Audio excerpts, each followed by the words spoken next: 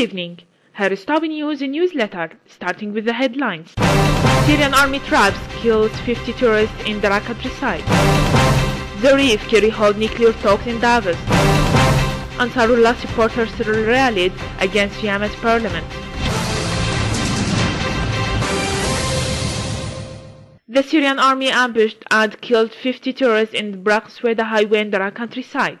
The Syrian military units carried out the ambush by detonating a large number of explosive devices before shooting all the militants who survived the huge blast. The Syrian army also targeted the terrorists' stronghold on the parent of Asal al-Ward in Al-Kalamoun, killing a number of them. Continuation of the Syrian situation, dozens of families from a Douma area in Damascus countryside managed to escape area under the control of armed terrorist groups and sought protection at military checkpoints. A source at Damascus Police Command said that units of the Syrian army managed to evacuate about 107 persons from the Shufaniya Hoshul-Fara, which are located to the east of Douma. Later, the families were transported to a housing center in the area of Al-Dwar.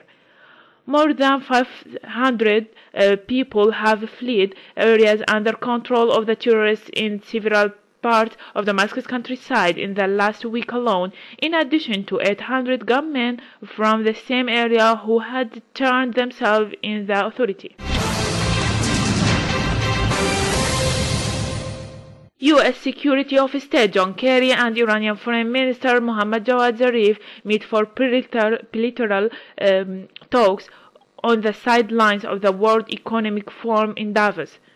Security Kerry and Iranian Foreign Minister Zarif just concluded an hour-long meeting in Davos, a State Department source said, without providing more details. The top-level meeting occurred as Iranian and U.S. diplomats officially resumed talks in Switzerland on intensifying efforts to reach a deal on the future of Tehran's nuclear program.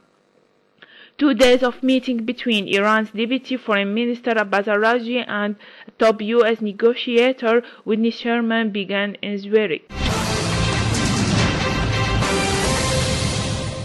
The talks of taking place less than a week after Araghchi met with chairmen and representatives for 5 other global powers in Geneva in a bid to hammer out the comprehensive deal which would rein in Tehran's nuclear program in exchange for relief from a tight network of sanctions. Kerry and Zarif already met last week in Geneva and then again in Paris to discuss the nuclear negotiations.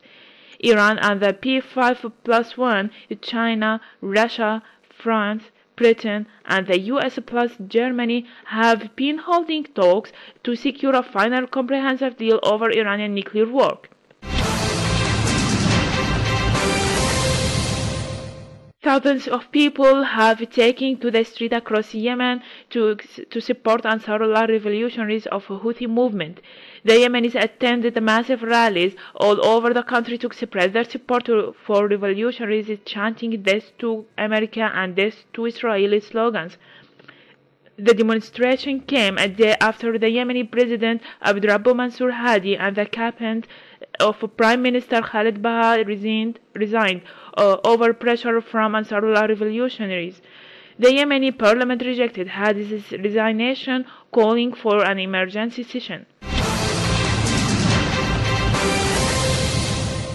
The parliament's move greatly various Ansarullah supporters who surrounded the parliament in Sana'a in an attempt to pressure the legal body to reconsider its decision. Southern Yemen was formerly an independent country which merged with the North Yemeni Republic to form present-day Yemen in 1990. Yemen has been the scene of tensions after the fighters arrested Ahmad Awad bin Mubarak, Hadi's chief of staff, at a checkpoint in the western district of Hada. One of the main reasons for this difference in Ansarullah accused government for supporting local Al-Qaeda. After the death of King Abdullah, the previous king of Saudi Arabia, it quickly announced that one of his younger brothers, Crown Prince Salman, was succeeding him. The man taking control of the world's top oil exporter is well established in the Persian Gulf Kingdom's corridor of power. He has served as defense minister and deputy prime minister of Saudi Arabia, a vital U.S. ally in the Middle East. Like Abdullah, he is one of a dozen of sons of Saudi Arabia's founder, King Abdulaziz. Salman was governor of the Saudi capital Riyadh for nearly 5 decades during a period of significant change. He had to be a combination of a reformer, a judge, a jury in some cases, and deal with dissent, as well as dealing with economic issues, as Robert Jordan, a former U.S. ambassador to Saudi Arabia, said. So I think he's well prepared for a task at hand. There are concerns about his health. New King Salman bin Abdulaziz Al Saud reportedly suffers dementia. He may have various health problems.